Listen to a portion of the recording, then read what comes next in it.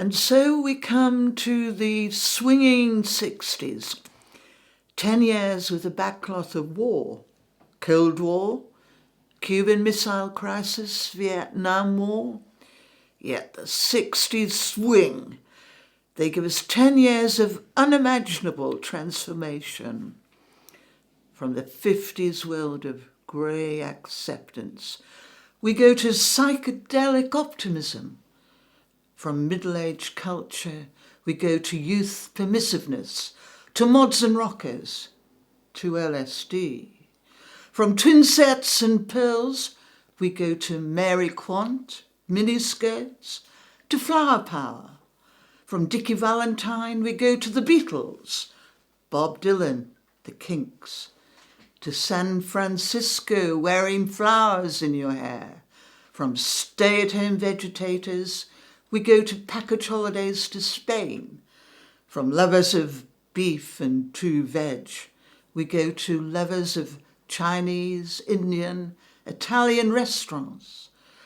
From 12 years of Conservative government, we go to Labour, to vastly significant social change, the abolition of capital punishment, the legalisation of homosexuality, for women particularly, the pill, easier divorce, and great events. Assassinations of the Kennedys, the moon landing in 1969, and of course, England winning the Football World Cup in 1966. There is a saying about the swinging 60s that if you can remember them, you weren't there. For different reasons. This seems to be true of our Harrogate Soroptimist ladies. I have to say the swinging 60s just passed them by. I've hunted through their minutes, their speaker meetings, articles in the Harrogate Advertiser. I can honestly say there's no mention of the Beatles, the World Cup, the assassinations, even the pill. They did at one point have a talk on drug addiction. However, at a later conference, they insisted the danger of drugs was not considered to be a serious problem in Harrogate, a town that's always had major drug issues. As for fashion, no miniskirts, no flowers in their hair, hats and gloves still order of the day. They did, however, sport ample corsages on their long evening dresses. So who were they and what were they doing? They were good at getting articles about themselves in the press. The Strayer, a journalist at the Harrogate Advertiser, wrote a long article about them in 1968. He just attended their New Year party at Soroptimist House. Professional ladies mostly, though many are also business people, often retired. Doctors, nurses, teachers, business ladies who've been head of their department, all of whom have managed to make something interesting of their lives. Many have devoted their lives to looking after the blind, the incapacitated, and children. There are about 45 of them. What did they do? They were very good at socialising. They worked hard at what the Strayer called satisfying companionship. They met twice monthly at Soroptimist House. They had many social events and occasions at their house. They attended region and regional dinners. One 60s Soroptimist, still a member when I joined, told me she was always very popular as she could drive and so get members to dinners. They attended conference. In the 1960s, they added 3 friendship-linked clubs, Arlon and Diekerk in Belgium and Luchon in France. They were good at looking after their house. Having now got it, they were determined to make the most of it and kept it in good repair. They took a special interest in helping their own retired members. 5 had flats at Soroptimist House.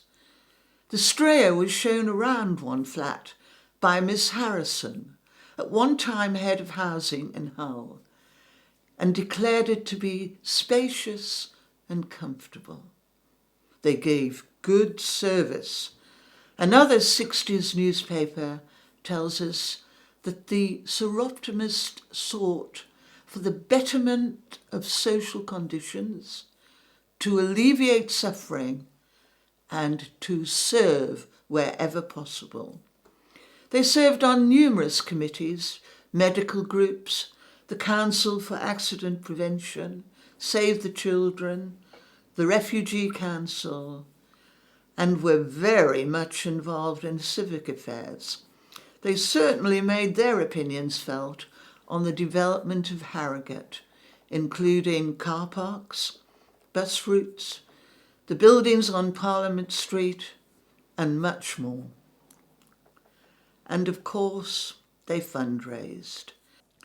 At a garden party in a member's garden, they raised £200, just under 6,000 in today's money.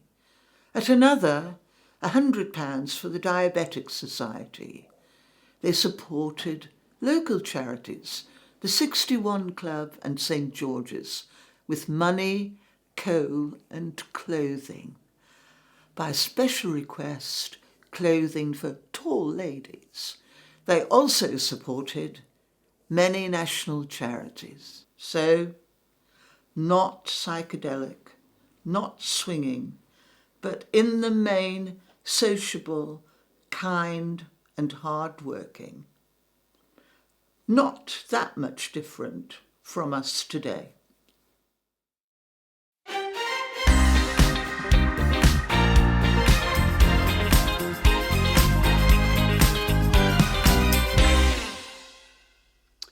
When this project was first suggested, I immediately thought I could do something on the 1970s. I got married in 1970, bought our first house in 1970 and had children in the 70s. Probably lots of you did so too. I'm not someone who keeps things, but have friends who do, and I've been able to borrow these items of clothes from the 1970s. Look at this beautiful coat.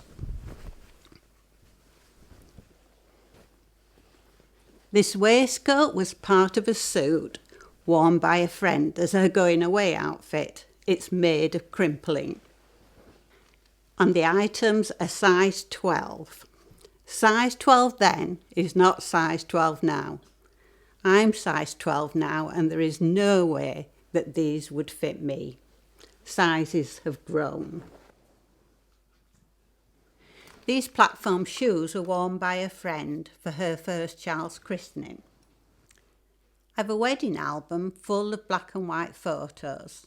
This wasn't some artistic retro idea. Photo albums in colour weren't the norm, although guests at the wedding did provide us with some colour photos. Our first house was a 3-bedroom semi in Horsforth, which cost £4,000. The house next door sold last year for £385,000. We could only get a mortgage for £3,500 because my salary wasn't taken into account. The 1975 Sex Discrimination Act meant banks as well as other institutions and employers were legally required to treat women and men equally. From 1975, a woman could open a bank account in her own name and apply for a mortgage without facing discrimination, in theory at least. What were Harrogate Soroptimists doing in the 1970s? They had 44 members. They were serving teas at the Royal Bath Hospital, but they weren't allowed to go on the wards. They supported a new care home for the elderly, Heath Lodge, with gifts. The mortgage was paid off Soroptimist House. In 1972, honorary membership was given to 2 members, Miss Lindsay and Miss Clark Watts, as they were the only remaining members of the original team who founded the club 39 years ago. In 1973, the club celebrated its 40th birthday with a dinner for 180 members at the Old Swan. 21 Yorkshire Soroptimist clubs were represented and officers from many other Harrogate groups. The report says there were many lovely gowns in a variety of styles and materials. The mayoress's colour was emerald green, high on the fashion list this autumn. Sadly, in November 1975, Dr. Kathleen Rutherford, founder president of the club, died. In 1973, 5 trees were purchased by the club for Plant a Tree in 73 campaign. This was a government-sponsored campaign aimed at encouraging the population to participate by planting trees during 1973 National Tree Planting Year. At the time, a new virulent strain of Dutch elm disease was sweeping the country, killing millions of trees. In 1970, the Chronically Sick and Disabled Act was introduced by the MP Alf Morris, and it was the first in the world to recognise and give rights to people with disabilities. As a result of the Act, councils were obliged to provide practical assistance for people in their homes and adapt houses to meet people's needs. The Act gave people the right to equal access to facilities, and the club set about producing a booklet, Access for the Disabled, and Baroness Massam agreed to write an introduction to the booklet. Baroness Massam was Susan Cunliffe-Lister, a crossbench member of the House of Lords, a disability campaigner and a Paralympic athlete. The building and places listed in the guide range from parking sites, public buildings and transport services to shops, hotels, restaurants, etc., and comments on the ease or difficulty of access for disabled people. 1,000 copies were produced and distributed around the area. What was happening in the country in the 1970s? Well, does this sound familiar? Throughout the 1970s, the British economy was troubled by high rates of inflation. To tackle this, the government capped public sector pay rises and publicly promoted a clear capped level for the private sector. This led to unrest amongst the trade unions as wages were not keeping pace with price rises. The 3-day week in 1973-1974 was introduced by Edward Heath's Conservative government to conserve electricity, the generation of which was severely restricted owing to industrial action by the miners and the railway workers. And finally, Margaret Thatcher became leader of the Conservative Party in 1975 and the first female Prime Minister in 1979, forging a new route for women to become leaders and paving the way for the 1980s.